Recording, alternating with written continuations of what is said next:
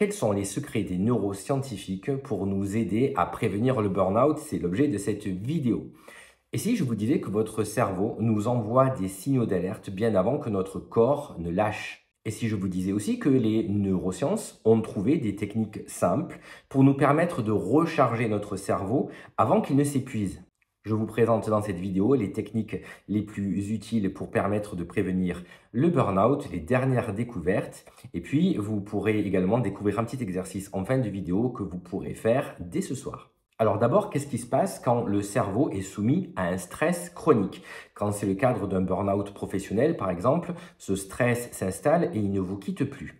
À ce moment-là, le lien entre l'amygdale, derrière votre cerveau, qui est notamment le centre des émotions, et le cortex préfrontal, qui intervient dans la prise de décision, le calcul, ne se fait plus. Ce qui veut dire que vous n'avez plus la possibilité de faire preuve de discernement par rapport à toutes les pensées négatives qui viennent. Vous n'arrivez plus à relativiser. Voilà, ça c'est un phénomène physiologique normal.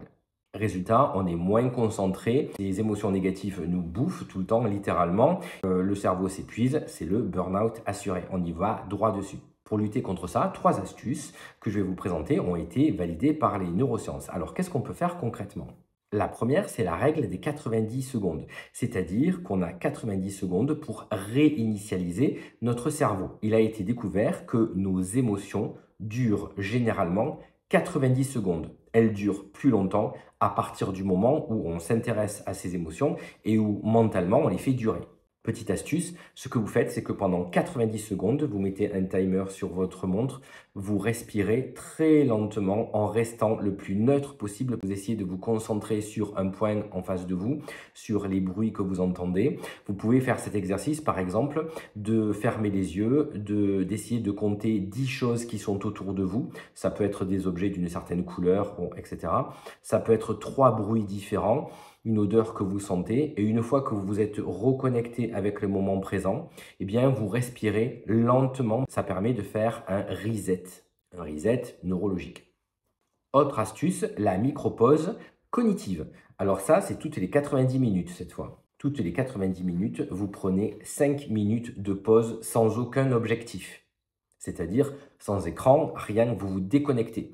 Vous allez à la fenêtre, vous marchez, vous faites des squats si vous en avez envie, vous faites une pause, vous buvez un thé, vous laissez votre cerveau libérer de la dopamine. Il va de ce fait recharger ses circuits et puis ensuite vous recommencez. Mais vous faites une vraie pause, vous ne répondez pas à un message, vous vous déconnectez, vous fermez les yeux, vous faites vraiment une vraie pause. Voilà, ça c'est tous les 90 minutes. Et puis il y a une troisième astuce aussi, c'est le journaling neuroactif. En fait, ça, vous allez le faire plutôt le soir. Chaque soir, vous allez noter dans un petit journal une gratitude. Tiens, aujourd'hui, je suis reconnaissant pour telle chose qui s'est produite. Et vous y ajoutez également une action positive que vous avez accomplie. Les études montrent que ça permet de réduire le taux de cortisol qui est associé au stress, bien évidemment. Et puis, ça permet de contribuer également à votre neuroplasticité. Elle augmente d'une certaine manière et puis ça permet également à votre cerveau de reprogrammer sa perception du réel. Donc 3 astuces pour prévenir le burn-out d'après les neurosciences. Il y a d'abord les 90 secondes de respiration par rapport à ces émotions ressenties. Il y a toutes les 90 minutes, ces 5 minutes de pause que l'on prend, mais des vraies pauses. Et enfin, autre astuce que vous pouvez mettre en place, c'est le journaling neuroactif qui vous permettra de permettre à votre cerveau de se reprogrammer. On recharge les batteries. Je vous avais parlé d'un petit exercice supplémentaire. Alors ça, c'est un petit exercice que vous pouvez faire, qui est un exercice anti-burnout et qui dure 5 minutes. Vous pouvez le prendre comme une routine à faire tous les soirs. C'est la routine anti-burnout et elle dure vraiment 5 minutes. Pendant 1 minute, il y a une respiration lente et silencieuse. Théoriquement, en 1 minute, on a 6 respirations. Inspiration, expiration, voilà, x 6. En 1 minute, il y a cette respiration lente. Ensuite, pendant 1 minute, c'est la deuxième minute, pendant 1 minute, vous visualisez quelque chose de positif accompli dans la journée, quelque chose pour lequel vous avez de la gratitude ou qui vous apporte de la fierté ou dont vous êtes satisfait. Pendant 2 minutes, ensuite, dans un petit carnet, vous écrivez une petite phrase qui permet de répondre à la question « Qu'est-ce qui m'est arrivé de bien aujourd'hui ?» pendant 2 minutes. Ça peut être qu'est-ce qui m'a fait du bien, qu'est-ce qui m'est arrivé de bien. Voilà, 2 minutes. Et pendant 1 minute, un étirement doux avec un sourire forcé. Alors j'ai fait une vidéo sur le sourire. Je vous assure que ça a vraiment un gros impact.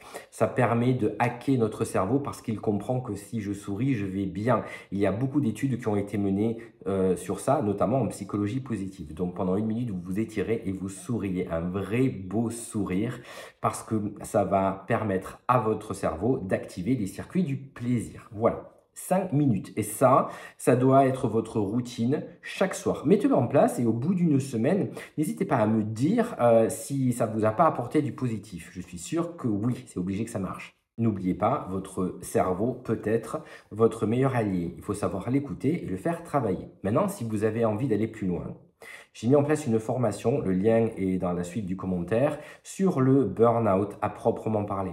Ce qui veut dire que dans cette formation, elle est en 3 étapes. Vous avez un module 1 qui est focalisé sur l'avant-burn-out, c'est-à-dire est-ce que je peux arriver à repérer les signes concrets du burn-out. C'est une façon aussi, alors c'est pas une auto-évaluation, mais en tout cas des indications qui vont vous permettre de savoir un petit peu où vous en êtes et surtout, est-ce qu'il y a des exercices pratiques qui me permettent de prévenir tout ça. Ça, c'est donné dans la formation puisqu'il y a de la théorie et de la pratique, parce que moi j'aime bien quand c'est concret. Ensuite, il y a un deuxième module qui est vraiment le burn-out à proprement parler. C'est-à-dire qu'une fois que je suis dedans, qu'est-ce que je peux faire pour m'en sortir? Quelles sont les actions que je peux mener? Et enfin, dernier module, c'est l'après-burn-out, où là, effectivement, quand j'en sors et que je suis encore un peu fragile, comment est-ce que je peux faire pour surtout ne pas rechuter, pour me consolider et finir de me verticaliser bien comme il faut. Voilà, j'espère que cette vidéo vous a plu. N'hésitez pas à me mettre des commentaires si ça vous plaît, vous me direz un petit peu comment vous l'avez ressenti. Faites les exercices, n'hésitez pas à me dire et n'hésitez pas non plus à vous abonner, à liker, à partager et je vous ferai d'autres contenus. Sur ce, prenez soin de vous, c'est super important et je vous dis à très bientôt. Salut!